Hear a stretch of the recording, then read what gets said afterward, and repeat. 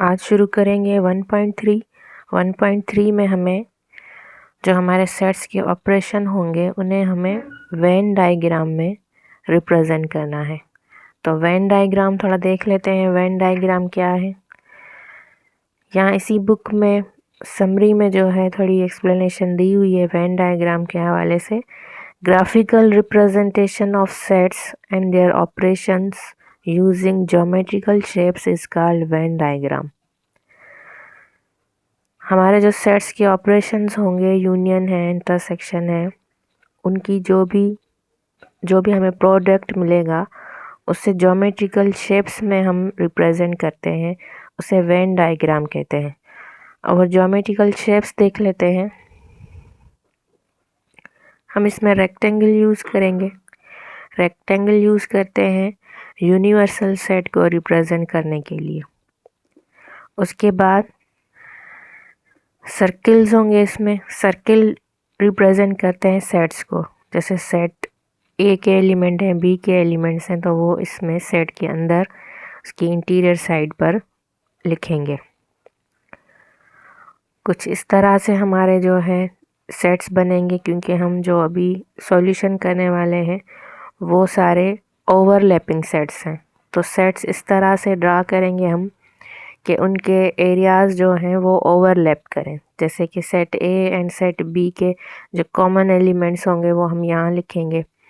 Set B and सी के common elements इधर आ जाएंगे, सेट ए एंड सी के इधर आ जाएंगे, और इन तीनों के जो कॉमन एलिमेंट्स होंगे वो इस एरिया में आ जाएंगे जहाँ तीनों सेट्स आपस में ओवरलैप कर रहे हैं। और तीसरी चीज़ और बहुत अहम चीज़, ये जो है शेडेड एरिया होंगे, इन्हीं जो है हम जो इसका प्रोडक्ट लिखेंगे, जो हमारा आखिरी जवाब आएगा उसको हम शेड करेंगे। वो रिप्रेजेंट करेगा हमारे सेट्स के प्रोडक्ट्स को, उनके फाइनल आंसर को। चाहे तो हम इस तरह से डॉटेड लाइंस ड्रा करें, चाहे तो हम उसमें कलर फिल कर दें, चाहे तो हम लाइंस ड्रा कर दें। तो ये तीनों चीज़ें जो हैं इसमें यूज़ होने वाली हैं, रेक्टेंगल, सर्किल्स एंड शेड्स। तो एक्सरसाइज 1.3 का पहला सवाल है, if set A is 5, 6, 7, set B is 6, 7, 8 and set C is 7, 8, 9, then represent. इसमें दो पार्ट्स हमें दिए गए हैं। पहले पार्ट में हमें यूनियन करना है तीनों सेट्स को, A union B union C, and second part में इंटरसेक्शन करेंगे, A intersection B intersection C. और ये सारा हमें प्रेजेंट करना है वेन डायग्राम्स में। इसका पहला part A union B union C को वेन डायग्राम में रिप्रेजेंट करना है। तो पहले हम इसका सॉल्यूशन कर लेंगे। A union B union C हमें मिला हुआ है पार्ट 1 में, तो पहले ब्रैकेट सॉल्व होगी। ब्रैकेट में मिला हुआ है B union C, B union C union का हमें इसमें प्रोडक्ट निकालना है। Set B and set C को यूनियन करके लिखेंगे, और फिर जो इसके प्रोडक्ट्स हमें मिलेंगे फिर उनको हम वेन डायग्राम में शो करेंगे। तो अगर हम यूनियन करें इन दोनों सेट्स के एलिमेंट्स की, तो यूनियन में हम जितने भी एलिमेंट्स होते हैं उन्हें सीक्वेंस से अरेंज करके हम लिख देते हैं। तो यहाँ पर फर्स्ट एलिमेंट 6 है जो कि इस सेट में मौजूद नहीं है। 6 हमने लिख लिया, सेट बी का एलिमेंट है। उसके बाद 7 है, 7 दोनों सेट्स में कॉमन है। फिर 8 दोनों में कॉमन है, और फिर 9 सिर्फ सेट सी में है। तो जब हमने बी यूनियन सी किया तो हमें इसका प्रोडक्ट मिला 6, 7, 8, 9। अब इस चीज़ को हमें वेन डायग्राम के ज़रिए जो है रिप्रेजेंट करना है। अब ये जो एरिया है जहाँ पर दोनों सेट्स ओवरलैप कर रहे हैं, यहाँ पर वो एलिमेंट्स लिखे जाएंगे जो दोनों में कॉमन है। जो दोनों सेट्स में कॉमन है, तो अगर हम यहाँ से देखें तो 7 और 8 ये दोनों नंबर ऐसे हैं जो दोनों सेट्स में हैं, तो ये दोनों नंबर हम इस ओवरलैप एरिया में लिख देंगे। बाकी रिमेनिंग एलिमेंट 6 है जो सिर्फ सेट बी का एलिमेंट है, और यहाँ पर रिमेनिंग 9 जो सिर्फ सी का एलिमेंट है। इस तरह से हमने A union B union C को A union B union C में से सिर्फ हमने अभी ब्रैकेट को जो है रिप्रेजेंट किया है बी यूनियन सी को। तो बी यूनियन सी को जब हमने रिप्रेजेंट किया तो हमें इसका ये मिला प्रोडक्ट। दोनों सेट्स के एलिमेंट्स को हमने वेन डायग्राम में रिप्रेजेंट कर दिया है। अब बाकी इसमें जो शेड्स रहते हैं वो भी शेड्स मैंने इसमें दे दिए हैं। मैंने येलो मार्कर यूज़ किया है, आप चाहें तो पेंसिल कलर से भी इनको फिल कर सकते हैं, चाहें तो लाइंस भी ड्रा कर सकते हैं, लेकिन इस तरह से ड्रा करने हैं या इस तरह से कलर फिल करने हैं कि जो हमारे अंदर नंबर लिखे हुए हैं वो हमें नज़र आए। अक्सर बच्चे इतने डार्क कलर फिल कर देते हैं कि नीचे लिखा हुआ नंबर भी नज़र नहीं आ रहा होता। तो यहाँ ए यूनियन बी था, इसी वजह से दोनों सेट्स के जो है सर्किल्स जो इनकी अंदरूनी साइड है वो ओवरऑल जो है वो शेड हो गई है। अब इसी सम का बाकी हिस्सा टोटल हमें मिला हुआ है सवाल A union B union C. तो हमने अभी सिर्फ बी यूनियन सी को सॉल्व किया है। अब इसका जो हमें प्रोडक्ट मिला है उसकी यूनियन करनी है सेट ए के साथ। तो सेट ए के प्रोडक्ट्स हैं 5, 6, 7 और बी यूनियन सी का प्रोडक्ट हमें ऑलरेडी मिल चुका है 6, 7, 8, 9। तो अब हम इनके तीनों सेट्स को यूनियन करके लिख देंगे। तो ये हो जाएगा 5, 6, 7, 8, 9। अब ये जो प्रोडक्ट हमें मिला है 5, 6, 7, 8, 9 इसको रिप्रेजेंट करेंगे वेन डायग्राम में। वेन डायग्राम की जो बेसिक्स हैं वो ऑलरेडी मैंने ड्रा कर ली हुई हैं। अब इसमें भी हम वही चीज़ करेंगे, वही सेम तरीका करेंगे कि पहले हमने सेट्स के एलिमेंट्स को देखना है। सेट ए के एलिमेंट यहाँ आएंगे इस एरिया में, सेट बी के एलिमेंट्स इधर और सेट सी के इधर। लेकिन अगर इनके कॉमन एलिमेंट्स हैं ए और बी के तो वो इधर आ जाएंगे, बी एंड सी के कॉमन इधर आएंगे, ए एंड सी के इधर आएंगे, और ये जो एरिया है यहाँ पर इन तीनों सेट्स के कॉमन एलिमेंट्स आएंगे। तो हम देखें यहाँ पर सेट हमें जो मिला हुआ है, तीनों सेट्स जो हमें मिले हुए हैं, अब जब हम इनको फिल करेंगे, इन सर्किल्स को फिल करेंगे, तो मेन जो हमें सेट्स मिले हुए हैं इनको देखकर करेंगे। और जो हमें शेड करना होगा वो शेड हम ये जो हमें फाइनल प्रोडक्ट मिला है उन एलिमेंट्स को देखकर करेंगे। लेकिन अभी फ़िलहाल फर्स्ट स्टेप में हम इन सर्किल्स को फिल करने वाले हैं, सेट्स को फिल करने वाले हैं। तो अभी हम सिर्फ इनको फोकस करेंगे। सेट ए के एलिमेंट है 5, 6, 7, बी का 6, 7, 8, सी का 7, 8, 9। तो अब हम पहले ये देख रहे हैं कि तीनों में कॉमन कौन सा है।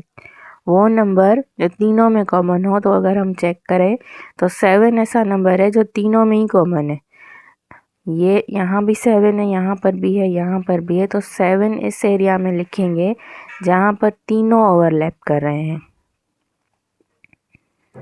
तो हर सेट में से हमने एक एक एलिमेंट ले लिया है, वो कॉमन है, वो 7 है, वो हम लिख चुके हैं। उसके बाद हम देख रहे हैं कि सेट ए और बी के कौन से कॉमन एलिमेंट्स हैं। Set A and set B के दो कॉमन हैं, 6 और 7, जिसमें से 7 ऑलरेडी हम लिख चुके हैं। तो बाकी जो रिमेनिंग एलिमेंट है वो है 6।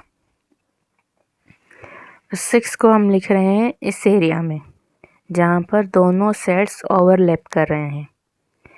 उसके बाद set A and set B का हम कॉमन देख रहे थे, वो हमें कॉमन मिल गए सारे। सिर्फ यहाँ पर 5 ऐसा नंबर है जो सिर्फ सेट ए का एलिमेंट है, और यहाँ पर 8 ऐसा एलिमेंट है जो सिर्फ बी का है। ये दोनों, इन दोनों सेट्स के कॉमन नंबर्स नहीं है। तो अब हम थर्ड जो सेट हमें मिला हुआ है उसको चेक करते हैं कि अब सेट बी एंड सी के कौन से रिमेनिंग एलिमेंट्स हैं जो कॉमन है। तो यहाँ पर 8 बचा हुआ है और यहाँ पर भी 8 है, क्योंकि 7 तो ऑलरेडी हम लिख चुके हैं। तो बाकी जो 8 है वो दोनों का कॉमन है। तो 8 इस एरिया में आ जाएगा जहाँ पर सेट बी और सेट सी ओवरलैप कर रहे हैं।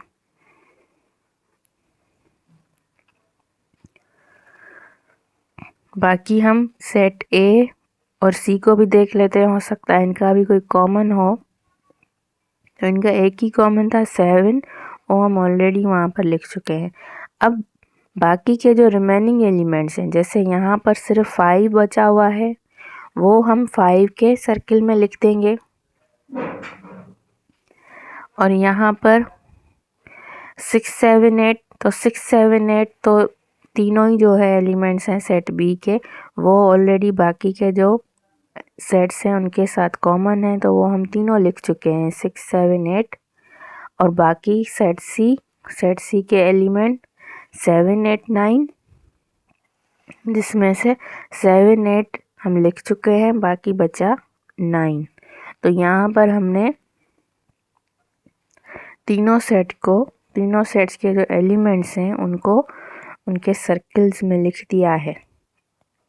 अब करेंगे हम शेड इनको, और शेड हम उन एरियाज़ में करेंगे जहाँ पर हमें एलिमेंट्स मिले हैं। तो हम ऐसे डॉटेड लाइन जो है ऊपर इनके ड्रा कर देंगे।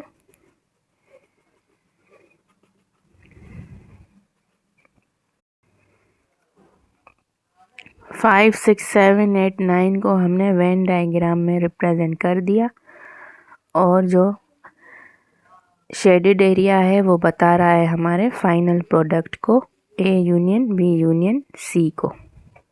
यहाँ पर ये सवाल, ये पार्ट मुकम्मल हुआ। अब इसका सेकंड पार्ट है A intersection B intersection C, उसको भी हमें वेन डायग्राम में रिप्रेजेंट करना है। वही सेट्स हैं हमारे, उन्हीं को पहले हम उनकी ब्रैकेट सॉल्व करेंगे। बी इंटरसेक्शन सी, लास्ट सम में यूनियन करना था, यहाँ पर इंटरसेक्शन करना है। इंटरसेक्शन में हम कॉमन एलिमेंट्स लिखते हैं। बी सेट के एलिमेंट्स भी लिख लिए हैं, सी के भी लिख लिए हैं। अब दोनों के जो कॉमन है वो ही लिखेंगे हम। तो कॉमन इनमें है 7 एंड 8। 7 और 8 ऐसे एलिमेंट्स हैं जो दोनों सेट्स में कॉमन है। तो इसका प्रोडक्ट हमें मिला है 7 एंड 8। तो मतलब यहाँ जो शेड होगा वो सिर्फ 7 और 8 पर होगा। तो कॉमन एलिमेंट्स हम ओवरलैपिंग एरिया में लिखेंगे। 7 एंड 8 दोनों सेट्स के कॉमन एलिमेंट्स हैं। यहाँ पर रिमेनिंग एलिमेंट्स सेट बी का 6 है और सेट सी का 9 है। अब शेड कहाँ होगा? शेड सिर्फ 7 और 8 जहाँ लिखे हुए हैं उस एरिया पर होगा, क्योंकि हमें जो हमारा प्रोडक्ट मिला है हमें फाइनल, उसी एरिया को हम शेड करेंगे। तो ये बी इंटरसेक्शन सी को हमने वेन डायग्राम में रिप्रेजेंट कर दिया। बकाया हिस्सा इसका A intersection B intersection C, set A के एलिमेंट्स 5, 6, 7 और बी इंटरसेक्शन सी का जो हमें प्रोडक्ट मिला 7 एंड 8, इनका हमें इंटरसेक्शन करना है। तो जब हम इनका इंटरसेक्शन करेंगे तो इंटरसेक्शन में कॉमन एलिमेंट लिखते हैं, तो कॉमन इधर सिर्फ 7 है।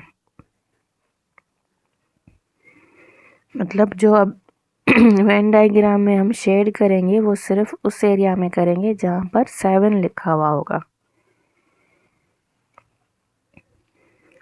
दोबारा से हम इसको फिल करते हैं उसी तरह से जैसे कि कॉमन एलिमेंट जो है वो तीनों सेट्स का 7 है। Set A and set B का कॉमन जो है और एक दूसरा एलिमेंट भी है 6 जैसे हमने पिछले सवाल में किया है। सेट बी एंड सी का एक एलिमेंट है कॉमन, वो है 8। 7 तो ऑलरेडी कॉमन है तीनों सेट्स के बीच में। बाकी रिमेनिंग एलिमेंट यहाँ पर 5। इस सेट के तीनों एलिमेंट्स ऑलरेडी लिख लिए हैं और बाकी इसका रिमेनिंग एलिमेंट 9। एलिमेंट्स तो हमने सारे ही लिखने हैं जिस तरह से हमें मिले हुए हैं।